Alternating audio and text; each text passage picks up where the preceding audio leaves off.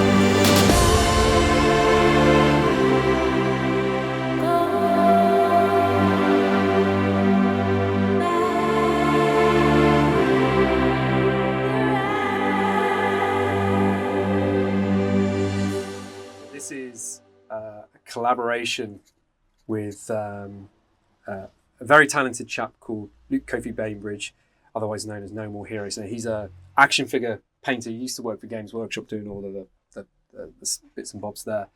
But he's a figure customizer, and we've created a line of action figures, I suppose, that's got a unique take on what you've seen up until this point. So there's lots of people out there that have done, you've got like the retro series figures, you've got things like people making their own versions of it, and some of these are injection molded, some of them are 3D printed, but we've gone for a different take. This is upcycling.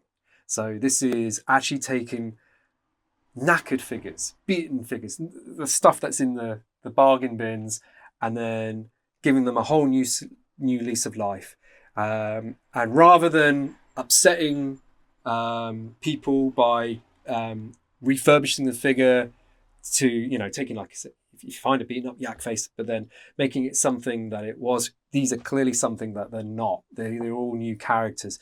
And it all started with this guy, the B-Wing pilot. The inspiration for the whole project, because there was a German advert that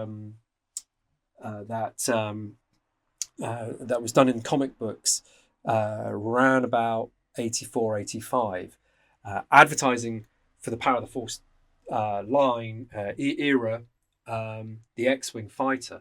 But for whatever weird reason, they didn't have a Luke X-Wing, so they painted up a B-Wing pilot to look like an X, and you can only see it, it's just like the top half of it, but when you look at it, it's like, no, hang on, that's not Luke, that's like a B-Wing pilot like that. So I had like a load of these B-Wing pilots like knocking around that Farthest from nobody bought for years.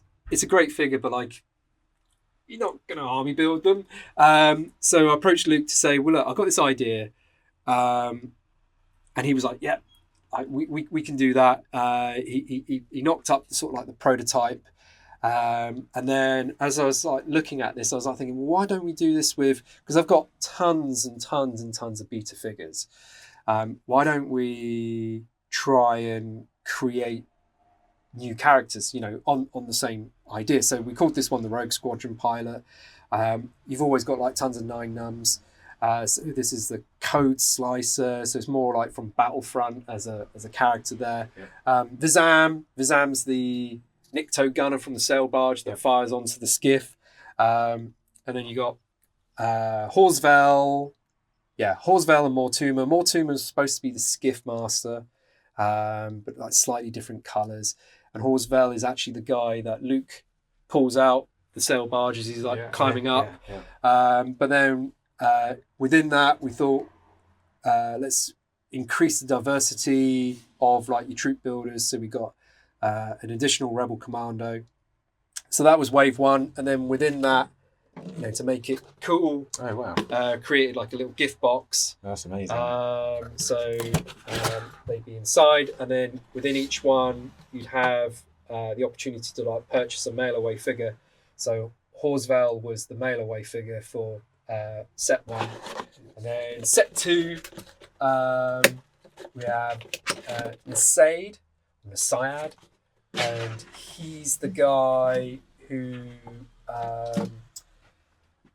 on Jabba's sail barge, something, he's like running out. We got squadron leader Allinson. This is it looks more like Ozzel, but we didn't want to like sort of like infringe on too many trademarks. But the idea is Imperial Commando. You've got like the grey, the khaki, and the black versions. Increase your Ewok army. Endor Attack Captain, so Tin Markeela. Idea there is to have more sort of screen accurate colours. Criddle, I love. So repaint and reuse, but that's Jabba's bartender. And he's the best drinks mixer in the galaxy, but he doesn't trust anybody to know his recipes. That's why he has R2 and droids to serve his drinks. Only they know his secrets. Jan Lamoma, deck officer, which is a repaint of Maydeen. Series 3, you got the Imperial Army Cadet. So again, increasing like the diversity of things. Greth, who is Jabba's pit champion, so where he has like his menagerie of like creatures like the Rancor. There's no reason why he wouldn't have like his own sort of like Jabba's champion to like put into betting fights, a bit like you see at the start of Mandalorian season 2. Coruscant Guard is based on Shadows of the Empire, so it's a loose. He's my favourite one of the bunch. I think. It's a loose interpretation. And originally, I was looking at this. So, what happens with this is the ideas and the characters are all come from me that I then brief Luke, and then between us we go backwards and forwards to like get it to the final iteration. I was toying between the Biker Scout and that, which would work better. Yeah. Definitely that one, I think. And we ended up with that one. Mon Cowell Officer, so what you have on the Bridge of Home one. Yeah. Jiran's a really cool one. This is one of Luke's favourite ones. So Jiran is the Klaatu character that when Luke kills the Rancor, he's with the Rancor keeper and he's like, patting him on the back. But the great thing with this, so like Luke isn't necessarily a vintage collector, but he's loved doing this because he will then say that when you're doing this, you then realise the amazing sculpting detail that a lot of these figures have that people don't necessarily appreciate because either it's covered up or it's a single colour. So he was like saying the B-Wing pilot, as mundane as I said earlier, he said it's actually incredibly detailed when you start picking out these. And Jiran or Klaatu was the other one. He said, the amount of detail on it, you just don't appreciate it the moment you start like colouring it in a different way. Yeah. Sabivy was the mail away, and he's a rebel smuggler. And this is the first time we actually, cheated a little bit. We did a press moulding of like Luke's instrumentation panel for his chest and added it to that, so it kind of gives it that completely different look. The back lot, a majority of them are Andor based themes, so we got the Coastal Outrider. So he looks like very Rogue One, doesn't he? Yeah. Then you got Private Capil, and that is an actual character. You got Andor, you got Melshi. So and the weird thing is when you look at Melshi, he is actually more closer to the Rebel Commander figure because he has gauntlets and everything, and he has a backpack as well than the Rebel Soldier. So then as you look through, those two figures, their whole outfits are based on the Endor Echo based troopers. They've just been redone. Then we would go for the Shore Patrol driver. The idea is where you have the AT-ACTs. maybe he's the pilot for that, although they did have a pilot, but like, you know, his background kind of mini rig kind of idea.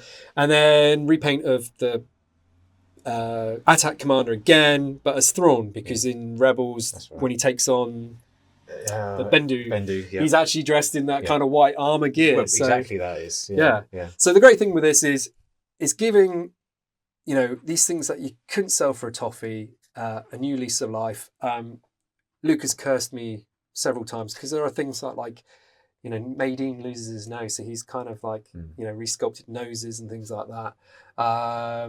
But taking all these beaten figures, give them a new lease of life. It doesn't affect anyone's collections or detracts or values. But it, like, for those that like this, it kind of expands upon it. And I've seen people have these with other third-party figures as well, and they fit in perfectly. And it's like, oh wow, you know, it's the first time I've ever seen other brands or 3D printed ones alongside with these, because I'm only ever seeing these as a hand painted thing. And then I'm going to show you this big reveal. So next week is London Film and Comic Con, and set 5 is going to be available there. And this is a bit different. So up until this point, these have all been characters, just either like background characters that would like, well, we can kind of make that work, or crazy new ones. But like set 5 is, here we go. So we got Jedi Master Luke. So he's in the sort of deco that you would see in some of the expanded universe stuff, but really he was taking cues from episode 1 Obi-Wan Kenobi. That's more or less his outfit. If you look at the sort of episode 1 Obi-Wan, Captain Han Solo, so it's in his correct color Parker jacket. General Organa, so as you see her on Home 1 in Return of the Jedi, which again, it's one of those figures that is sort of mundane because it's just flesh or grey. But the moment you start picking out the actual details of it, you realise it's actually quite a, you know, detailed figure. This one there was a lot of back and forth on. Rise of Skywalker. Well, so Luke wanted to do the Rise of Skywalker Emperor, and there is a version where it's got like the kind of Vader panel thing there, and I was like, no, I don't want to do that. So I was taking cues from Dark Empire. Revenge of the Sith. Oh right, of course. So where he's in the Senate. Absolutely. But he had like almost like Amidala style motifs going in, and Luke painted all of those, so we simplified it. So it's kind of Grand Vizier or Imperial Senate Palpatine. And then Spirit of Obi-Wan. That's a great one. And that's to sit alongside the vintage Anakin figure. And then with every set, we have the mail away figure. So it's a 6th figure, which is an optional one that you can then send off for, which is where I got Captain Solo. We've then done Commander Skywalker as well. So then it's correct colours for both of their Hoth outfits and stuff like that.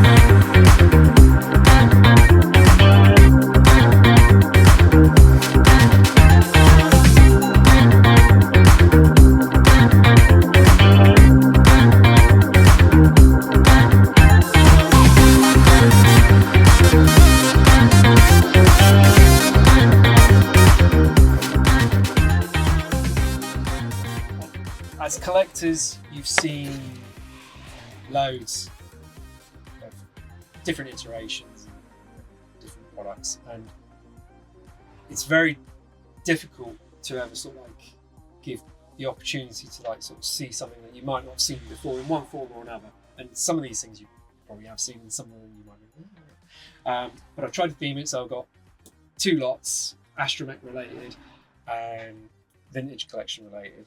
So if I start, and this is kind of going to go backwards in time. Yeah.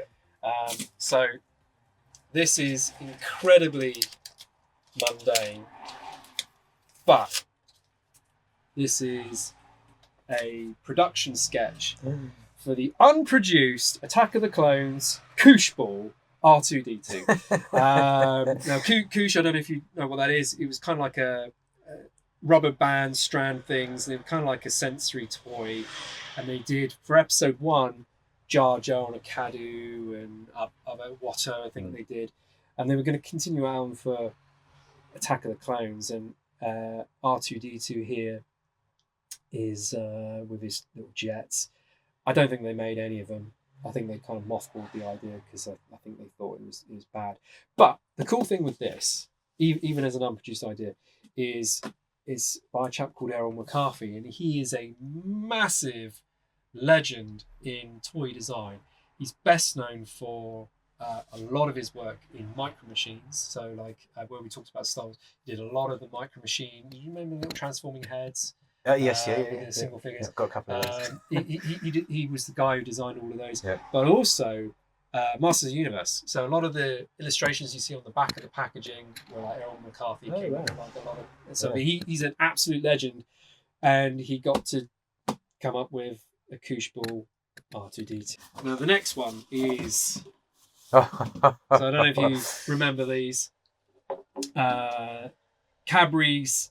For episode 1, everybody wanted a piece of Episode 1. yeah, episode 1, and this was kind of like your Cadbury's Heroes equivalent, treat size Boost Crunchies, Whisper, Dairy Milks in an R2D2 case, and all food companies went all in on episode 1. I mean, you'll never ever see anything like it again when you think of just how much went into the promotional tie-ins and stuff like that. Is quite incredible. But this is the wax sculpt that was done for this. So Wow. this was all then sculpted in wax, which is then you make either a silicon mold or a mold over that to then create what you call then a hard copy. So you can see that it's slightly different because you've got the lid, but like the proportions will be slightly shrunken because as you go through the casting process, you have like not so much shrinkage, but like it's just where you're taking to then make the actual thing. But this is the original wax. Now That's incredible. lift that up. My word. That is Damn. a Yeah. heavy chunk of wax. Oh, it's absolutely incredible, isn't it? Yeah, pretty cool. Yeah. But you can see over the, there's like a That divots wasn't chunk. me. No. You can see like Yeah. and in terms of the design process, the guys that would do this, it's quite incredible because you can work in a chunk of wax, and then you can have like hot knives and things like that, and you can, as you work in it, if you go too far, it's not the end of the story. You can melt it and then add it back in and stuff like that. So even though you got that there, back at that point, they would have just been able to like add that back in and smooth it over. It's like a sculpting process that is not as like, oh, I've ruined it, I've got to start again. Yeah. These things are hot, and you can just melt it back in and mold it. So how did you get hold of that? Well, so because I've always been involved with the toy industry in one form or another, I'm very, very lucky to have a lot of friends that work within the toy industry. And they know I'm into these bits and pieces. This is actually not from folk that I know or have worked with. This is actually through another trader who he knows I'm into this sort of stuff. So he put it up for sale, and I was like, straight on it. It wasn't just this; it was the Darth Maul as well, because they did like a sort of like a Darth Maul bust, same product, you know, like full of candy and stuff like that. And it's like the wax of Maul and R2D2. So I was like, yes, please. It's ridiculous, and they would only make one of these. Yeah. So the only one that they do. Everything that is made has all come from this. Yeah. So that this is not starting point for the whole idea. The starting point is always 2-dimensional. Yeah. Because you do the sketch to then make the pitch and the proposal, and then the marketing manager or the finance team go, yeah, that's what we're going to do, and then from there. But this is the starting point from the 3-dimensional aspect, and there may be like rough versions of it to like prove the concept, to say this is what I'm thinking of. It's rough and ready. Mm-hmm. Do you like that? Yes, and then go ahead. But this is the final piece before you then go into manufacture. Yeah. Side of it. Wow. So please don't fall apart. Whoa! Right. So this is an X-wing, which I've got. There's a little R2 there, and there's a Luke. And this would have been around about 1996. So where Power of the Force 2 came back into the realm of the mainstream in Star Wars. Yeah, so ahead of the special edition, Hasbro were exploring all different ways. Do we just do Power of the Force 2, or are there other like product tie-ins that we can do? So you had like Action Masters, you had like these press mold things where it's like plaster of Paris, and you paint up the figurines and stuff like that. But they had a line called Power Sparks, and they did G.I. Joe had a Power Sparks product, and the idea with it is like a crash and bash. So all of this falls apart quite easily, and then you use a welding tool to like clip it all back together. Mm-hmm. And then that welding tool would also clip over the top of that and spin it round, and then you'd have R2D2, and he would rotate, and the wings would open and close like that. So it's almost like a clockwork thing. Yeah. They did a Scout Walker as well, which had an ATST driver and an Ewok, and within that the head would rotate. And again, that was like incredibly fragile. But for whatever reason, they didn't take this forward as a product. This is again, when you go from wax, you then start making hard copies, and then this is as close as you get to the point where you go to full scale manufacture to say, right, are we doing this or not? They said no. One of those reasons could be toy safety standards, because there's so many parts, it's easily lost. But the Power Sparks line as a whole only had about 4 or 5 products. They kind of mothballed the whole idea. But they were doing this a lot in the 90s. You had another one called Built to Rule, which didn't have any Star Wars ties, but again, G.I. Joe. It had Lego parts. So you could clip Lego bricks. So you were building, and like the G.I. Joe collectors were like, we don't want like Lego tanks and things like that. It doesn't work for us. So like it bombs, and that may be what happened with Power Sparks. The sales were bombing, so they're like, we're not doing any more development on that. Yeah. We'll pull the plug. So this and the Scout Walker never went forward, but it's a shame because it's a great looking product. That is really nice. Yeah. But like all you got to do is like flick it, and it all literally shatters into a million parts. But again, it's another Astromech there. What we got next? Right, going back to about 1980.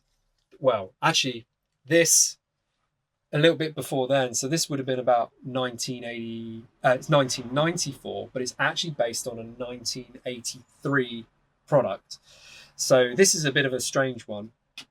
You had in the vintage line a series called Micro Collection, and they were die-cast metal figures.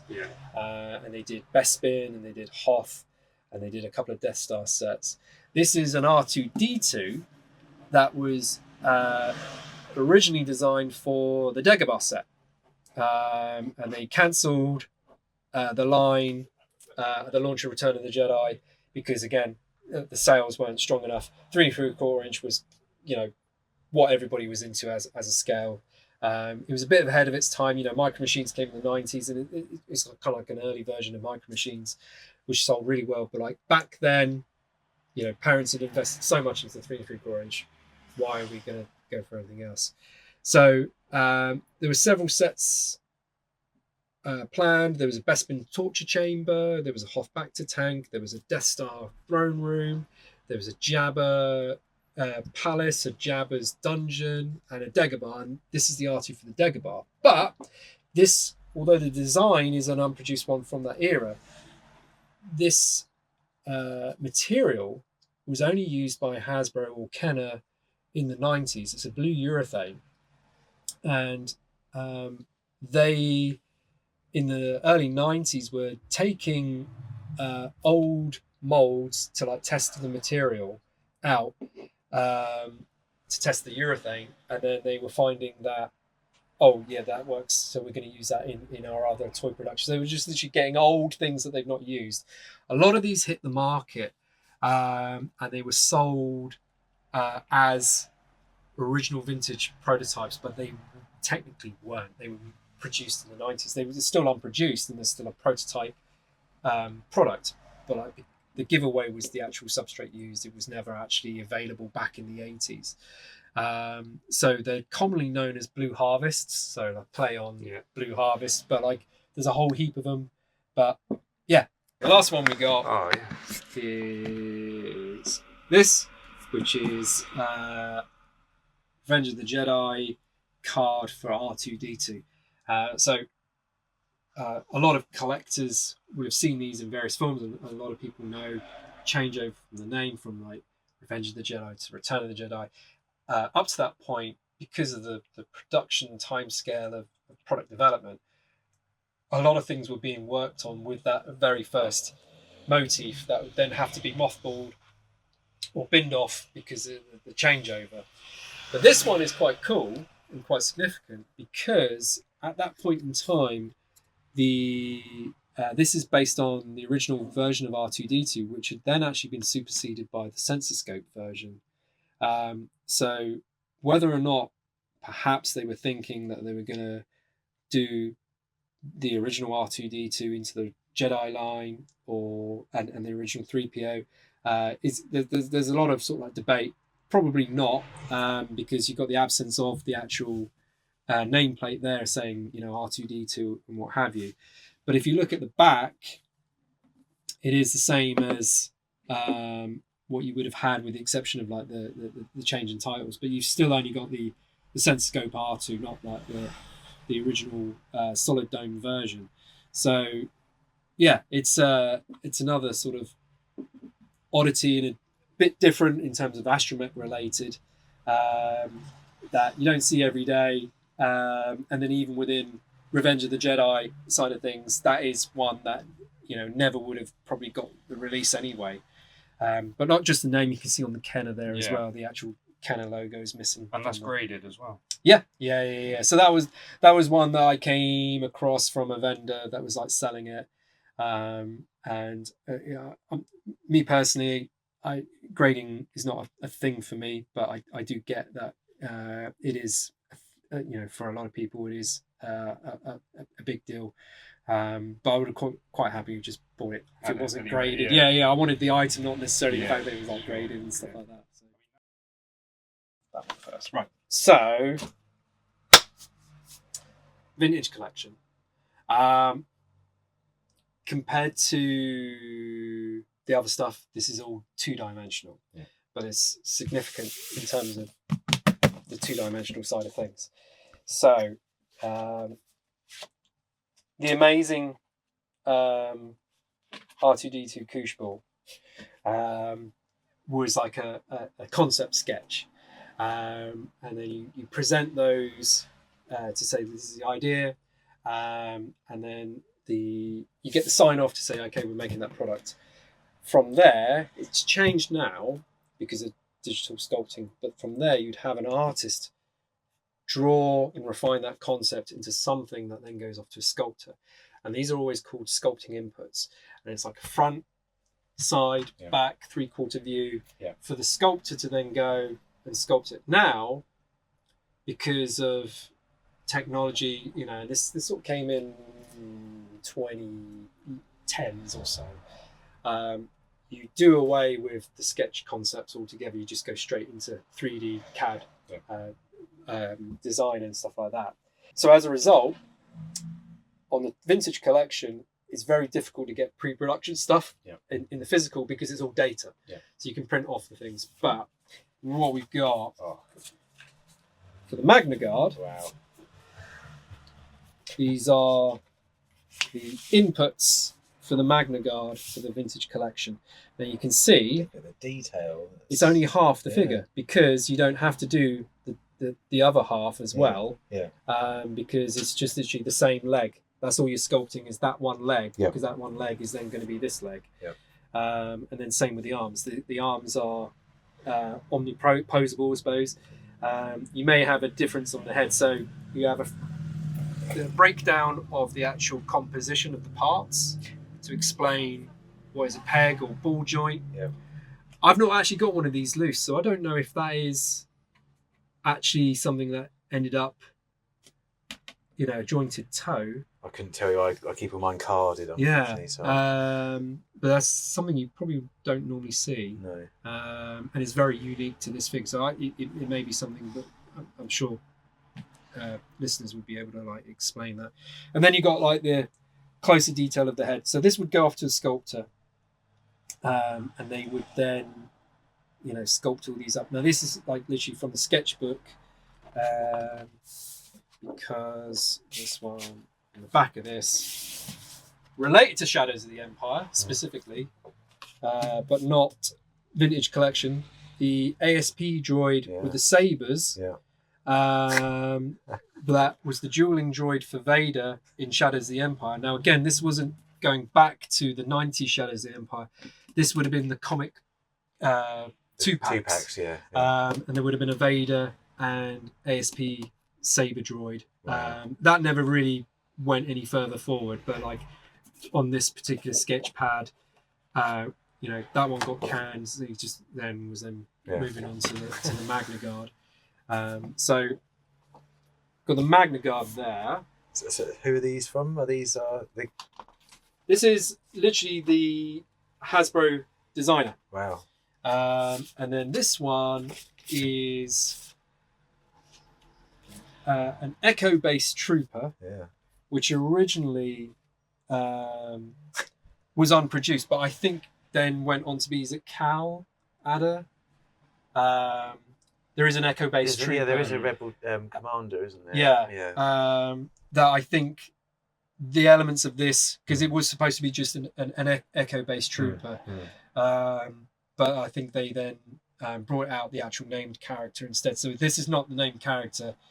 This was probably around about 2012, and then they this one was produced, but then this one they kind of put on the back shelf, so to speak. But again, you got the front, you got the back, you got the jacket, which would be removable detail, which is then clipped in with a peg, and then underneath that, so this is soft goods, and same with the hat. That's a soft goods one. And then you've got the actual sculpted detail that you'd have on the torso, front and back, to then give an idea. And then the goggles, which may, looking at this, that was a separate element that would then clip on.